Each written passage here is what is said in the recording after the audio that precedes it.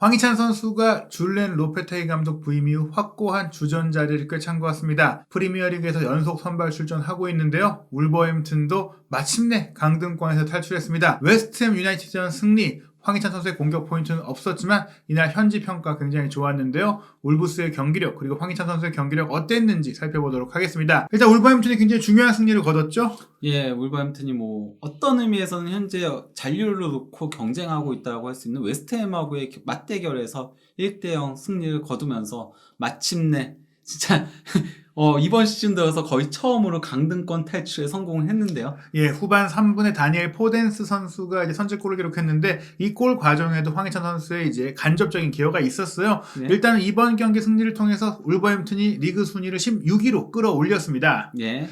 그 전까지는 19위였죠. 이전 라운드까지. 그리고 예. 상당히 오랜 기간 최하위에 위치하고 있었고요. 게다가 좀 흥미로운 게 그 프리미어리그에서 올 시즌 강등 위기를 겪었던 두 팀 중에 이제 강등 위기 겪던 팀들 중에서 아스톤 빌라가 이제 제라드 감독을 경질하고 스페인 출신의 우나이 에메리 감독을 선임한 이후 11위까지 상승을 네. 했고요. 또 울버햄튼도 브루노 라즈 감독 경질 이후 스페인 출신의 로페테이 감독을 선임하면서 기어코 이제 강등권 탈출을 성공했습니다. 그래서 네. 스페인 감독들의 강세가 보이고 있고, 사실 이 강등권에 새롭게 내려간 팀들이 굉장히 면면이 화려해요. 유럽 대항전 진출을 노리던 웨스트햄이 이제 이번 경기 패배로 승점 15점에서 멈추면서 18위고, 또 램파드 감독이 이끌고 있는 에버튼도 승점 15점 19위, 그리고 사우스햄튼이 승점 15점으로 이제 20위인데, 사우스햄튼이 또 이번 라운드 승리하면서 이제는 강등권의 네. 세 팀이 승점이 같고, 지금 14위 리즈와의 승점 차이가 2점이니까 여전히 대혼전 아닙니까? 네. 근데 에버턴하고 사우스햄튼 같은 경우는 이미 지난 시즌에도 위험했었죠. 네. 예. 위험했는데 간신히 살아남은 케이스긴 했었고요.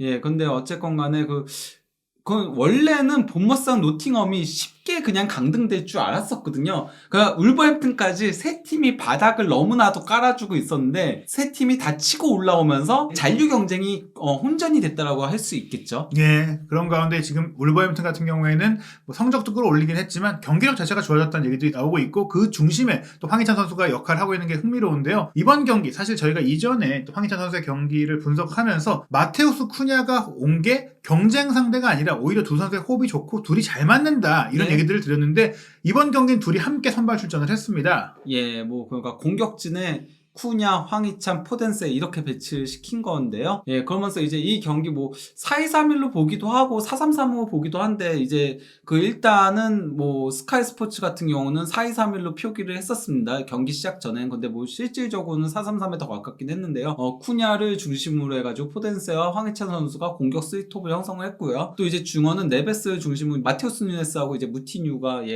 중원을 구축을 했고, 좌우 풀백에 부에노와 세메두, 그리고 이제 중앙 수비에 킬먼과 콜린스, 그리고 골키퍼는 주제사 골키퍼가 나선 거죠. 웨스트햄 역시 가용할 수 있는 최고의 전력으로 구성을 했는데요. 포르날스, 안토니오, 보웬이 3톱을 이뤘고, 미드필드 라인은 수책과 라이스, 파케타, 포백 라인은 크레스웰, 아게르드, 오그본나, 초우팔, 그리고 골문 파비안스키까지 어떻게 보면 이 상당수의 선수들이 웨스트햄의 돌풍을 이끌고, 또 한때는 이 선수들 상당수가 웨스트햄을 4위권까지 끌고 갔던 그런 그 선수들이거든요. 네. 하지만 울브스를 상대로 이렇다는 모습 보이지 못했다. 일단은 경기 초반부터 황희찬 선수의 활약이 돋보였는데, 측면에서 길게 넘어온 공, 사실은 수비 라인에서 충분히 황희찬 선수의 앞서서 공을 따낼 수 있었는데, 이번 경기도 그렇고 최근 경기도 그렇고 황희찬 선수가 굉장히 저돌적으로 전방 압박을 많이 시도하고, 또 이 선수가 빠르다 보니까 상대 수비수들이 좀 당황하는 경향이 있더라고요. 실제로 이제 웨스트햄이 좀 못한 것도 있어요. 두 선수가 좀 동선이 겹치면서 공을 흘렸고, 이 공을 황희찬 선수가 받았는데 여기서 또 욕심 부리지 않고, 사실 욕심 좀 너무 안 부리긴 하지만 그렇죠.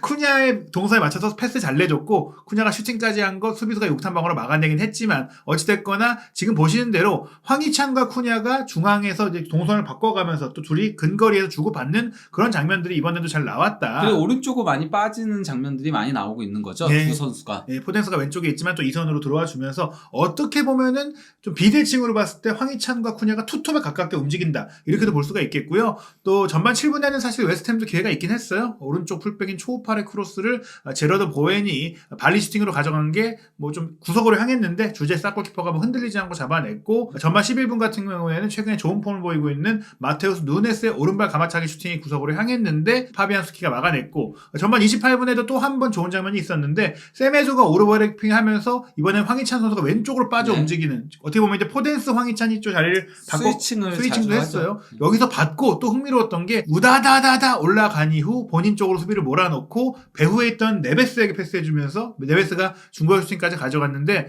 뭐 라이스가 끊어내긴 했지만 어찌됐거나 황희찬 선수가 공격 전개 과정에서 속도를 통해 끌고 올라간 이후 패스를 잘해줬다. 운반책이 됐다 볼 수 있겠고요. 전반 43분에는 또 한 번 이제 약간 다변화된 움직임이 나왔는데 포덴스가 우측 황희찬이 가운데 쿠냐가 왼쪽으로 갔어요. 네. 쿠냐의 크로스가 왔는데 아쉽게도 황희찬 선수가 침투에 맞춰서 정확한 크로스가 안 되면서 빠져나가긴 했거든요. 그리고 이제 후반전 마침내 이제 선제골이 나온 장면도 보시면은 누네스가 공을 끌고 올라가다가 황희찬 선수 쪽으로 스루 패스를 줬잖아요. 그랬죠. 근데 이제 그 크레스웰이 그거를 끊어내려고 한 게 약간 굴절되면서 뒤로 힐패스처럼 마치 예. 뒤로 흘렀고, 예, 이거를 이제 포덴스 선수가 오른발 슈팅으로 골을 넣었는데요. 사실 황희찬 선수가 이 공을 이제 잡지 못했지만 이런 침투가 있었기 때문에 상대 수비 라인이 끌려 내려가고 또 이걸 막으려고 무리를 하다가 결국엔 포덴스를 놓쳤다는 점에서 황희찬 선수가 충분히 전방에서 위협적인 모습을 보였다. 거기다가 쿠냐, 황희찬, 포덴스 이렇게 3톱을 형성을 하니까 확실히 셋 간의 스위칭이 많이 되면서 사실상 뭐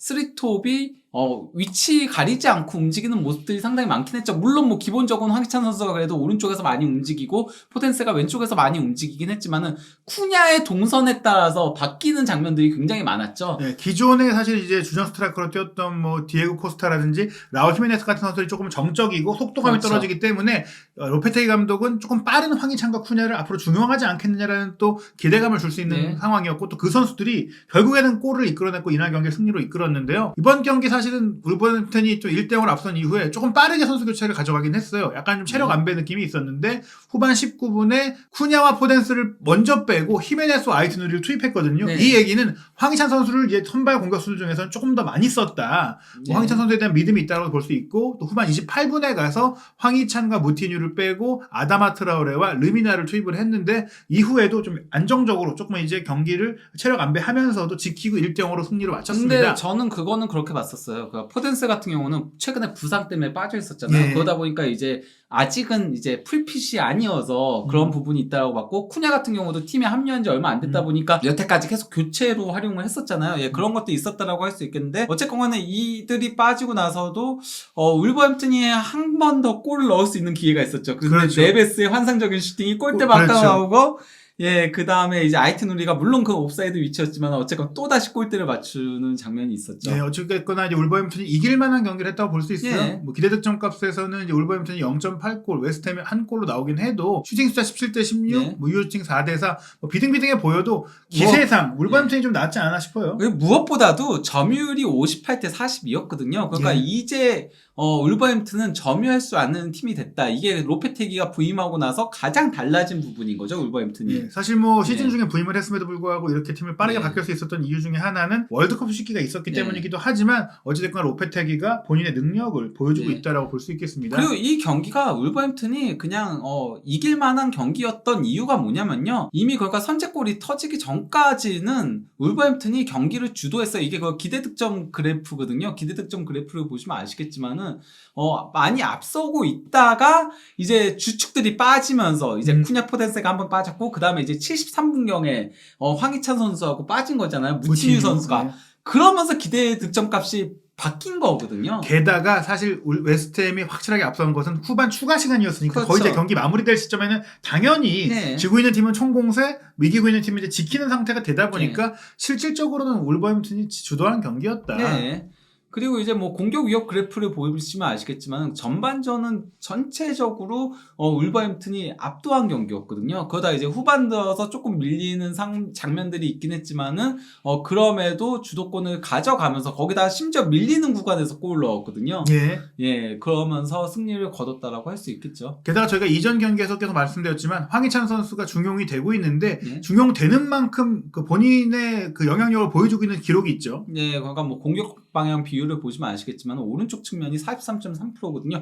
물론 여기에는 쿠냐 선수도 오른쪽으로 많이 빠져주는 그런 모습들도 있는데다가 또 최근에 마테우스 누네스가 거의 미쳐 날뛰고 있거든요. 저는 솔직히 말하면은 최근 울버햄튼에서 가장 축구 잘하는 선수는 누네스라고 생각을 해요. 그 정도로 정말 잘해주고 있는데 그러면서 누네스까지 오른쪽으로 이렇게 움직이면서 세메두랑 그러면서 전체적으로 그런 거긴 하지만은 여기에 황희찬 선수의 비중도 빼놓을 수 없다라는 거죠. 예, 로페테기 감독이 확실하게 주전으로 중용하는 이유를 뭐 이런 기록적인 부분이나 뭐 주요 장면으로 알 수 있었어요. 그리고 이 부분이 그러니까 황희찬 선수가 약간 조금 우려했던 것보다 잘해주고 있다는 부분이기도 하죠. 왜냐면 황희찬 선수는 그동안 왼쪽과 오른쪽에 뛰었을 때 차이가 컸거든요. 예. 오른쪽에서는 다소 부진했었어요. 이게 대표팀에서도 그랬었고 울버햄튼에서도 그랬었고 왼쪽이 더 본인이 편한 포지션이었고 실제로도 로페테기 감독이 오자마자 처음에 오른쪽에 내보냈을 때 그때 굉장히 안 좋았거든요. 예. 그때 그래서 황희찬 선수 역시 오른쪽은 안 된다 이런 얘기까지 제가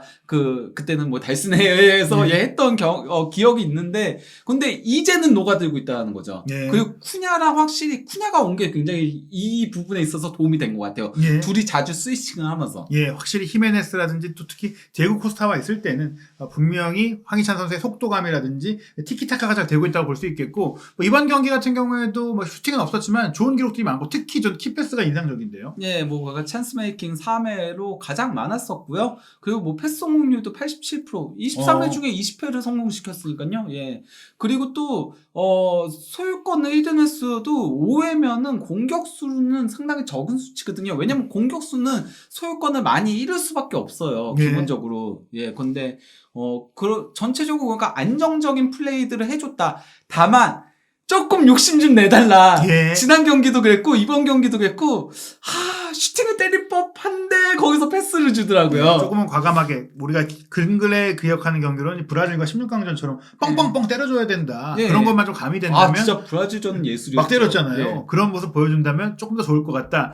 지금 이 기록 보시다시피 황희찬 쿠냐 콤비에 대한 후반기 기대감을 매 경기 좀 보여주고 있어요. 뭐 네. 리버풀과 FA컵 경기 때도 좋았지만 이 경기는 황희찬 선수가 도우미로 많이 좀 활약을 했잖아요. 예, 그러니까 뭐 황희찬 선수가 뭐 세메두라던가 네베스한테 이제 5회 패스를 준 케이스는 있긴 한데 그것들은 다 백패스였어요. 예. 반면에 그 다음으로 이제 황희찬 선수가 특정 선수한테 패스를 가장 많이 한 선수가 바로 쿠냐거든요. 세 번째로 많은 건데 다 전진 패스죠. 예.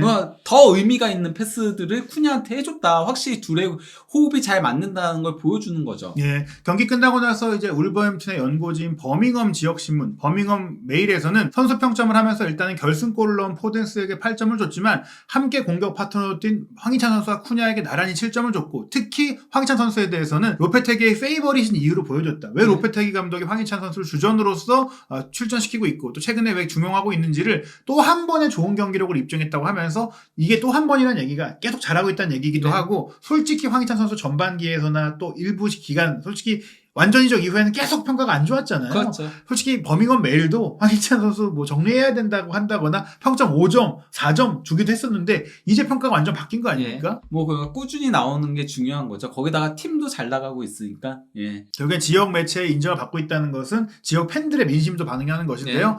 인터넷 매체인 90미닛 역시 이날 경기 뭐 당연히 결승골을 넣은 포덴스에게 평점 8점 최고점을 줬는데 황희찬 선수와 쿠냐 선수 뭐 역시 나란히 평점 7점으로 뭐 다른 모든 선수들이 7점을 많이 받긴 했지만 두 번째로 높은 평점을 받았고요. 뭐 공식 최우수 선수는 그래도 막스 킬만 수비수가 받았어요. 네. 아무래도 뭐 그러니까 일단은 공격 진영에 있는 선수들이 빨리 빠졌잖아요. 예. 다들 빨리 빠졌고 또 이제 막판에는 많이 밀리는 장면들이 있었으니까 위험했던 장면들이 있었을 때 킬만이 그래도 잘 수비를 해준 부분들이 있다 보니까 저는 뭐 킬만이 이 경기 최우수 선수에 뽑힌 거는 뭐 충분히 이해가 가는 선택이라고 생각을 합니다. 예, 무실점 승리였고 태클 성공 3회에 패스 성공률도 86.2% 안정적인 경기를 했다라는 평가고요. 일단은 뭐 다른 무엇보다 최근 울버햄튼의 상승세는 역시 감독의 역할이 크지 않나 싶어요. 그렇죠. 예. 그러니까 뭐 여기 표기상은 3승 2무 2패로 표기가 되어 있긴 하지만 보면은 1패가 바로 노팅엄 포레스트하고의 리그컵에서 승부차기 패배거든요. 네, 공식 기록으로는 승부차기 패배는 원래 무승부로 그렇죠. 표기가 되기 때문에